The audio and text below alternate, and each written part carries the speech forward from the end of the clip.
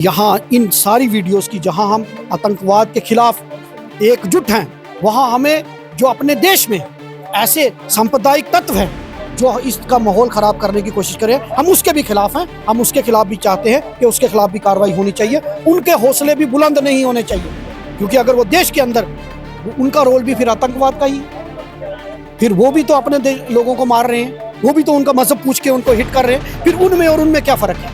इसलिए देश में एकजुट है, हम सब एकजुट होकर हम इसकी मजम्मत करते हैं। और मैं कहूँगा कि हमें दुश्मन से खबर। जो कांग्रेस के नेता इफ्तार खान साहब हमारे साथ मौजूद है, बात करेंगे। इफ्तार साहब, आज जो रेजोल्यूशन पास हुआ है और खासकर पहलगाम को लेकर के क्या प्रतिक्रिया है? देखिए, जो रेजोल्यूशन पास हुआ है वो हम उसकी सपोर्ट में, हमने वो रेजोल्यूशन ज़रूरी था। आज हमने खराज अकीदत पेश की है उन 26 लोगों की जिन्होंने शहादत दी और इस देश के लिए कुर्बानी दी, क्योंकि उनकी निर्मम हत्या की गई। वो बेगुनाह लोग थे और उसकी हम मजम्मत करते हैं। और सारा हाउस इर्रिस्पेक्टिव ऑफ पार्टी इस मुश्किल की घड़ी में, इस दुख की घड़ी में हम एक साथ हैं।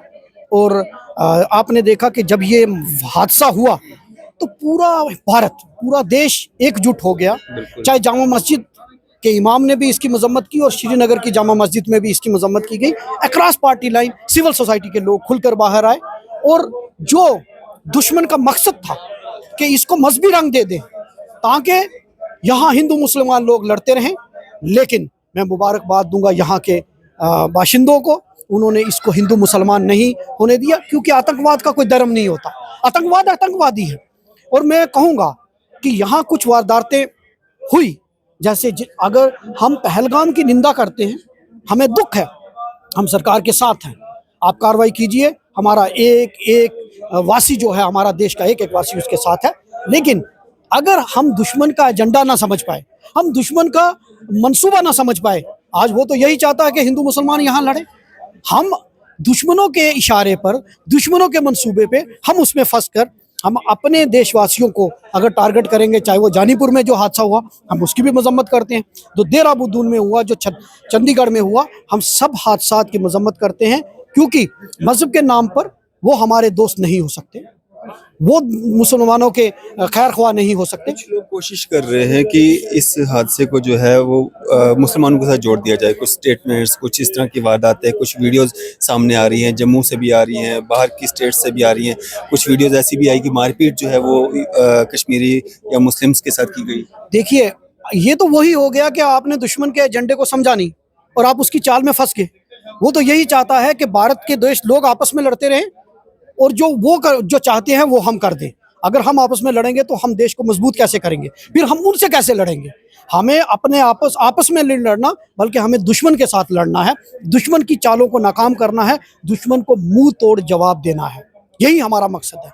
और इसलिए मैं कहूँगा कि हम यहाँ इन सारी वीडियोस की जहाँ हम आतंकवाद के खिलाफ एकजुट हैं, वहाँ हमें जो अपने देश में ऐसे सांप्रदायिक तत्व हैं जो इसका माहौल ख़राब करने की कोशिश करें, हम उसके भी खिलाफ हैं। हम उसके खिलाफ भी चाहते हैं कि उसके खिलाफ भी कार्रवाई होनी चाहिए। उनके हौसले भी बुलंद नहीं होने चाहिए, क्योंकि अगर वो देश के अंदर, उनका रोल भी फिर आतंकवाद का ही है।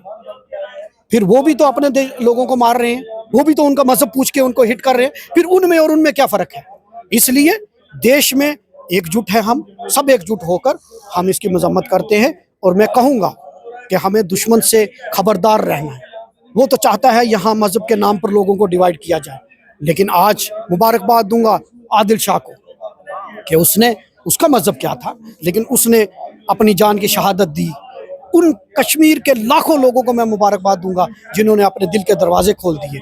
ठीक है, किसी एक मछली सारे तालाब को गंदा, लेकिन वो हमारा हिस्सा नहीं है। हम उसकी मजम्मत करते हैं। आज पूरा देश एक है, एकजुट होकर हम इसकी मजम्मत करते हैं और दुश्मन को मुंह तोड़ जवाब देने की जरूरत है। शुक्रिया हमारे साथ बातचीत करने के लिए। एमएलए राजौरी इफ्तार खान साहब हमारे साथ बात कर रहे थे। आपकी सब पे क्या राय है? अपनी राय जो है जरूर साझा कीजिएगा। इसी तरह की मज़ीद अपडेट्स के लिए देखते रहें न्यूज़ शहर इंडिया।